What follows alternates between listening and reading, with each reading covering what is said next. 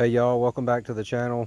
It's been a little while, but I did a little thing since I've been gone. There she is, new grocery getter.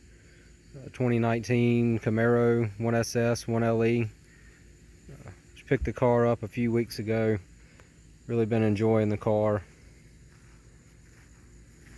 Y'all let me know what you think in the comments.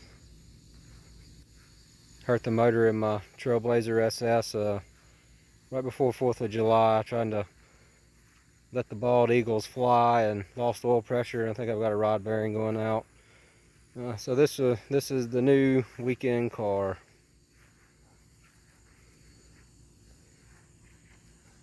The MagneRide suspension, big Brembo brakes, 11-inch wide wheels in the back, 10 inches in the front,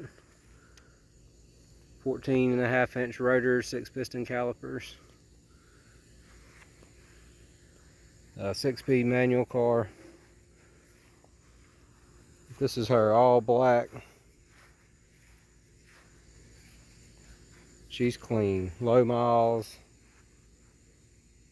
Y'all let me know what you think.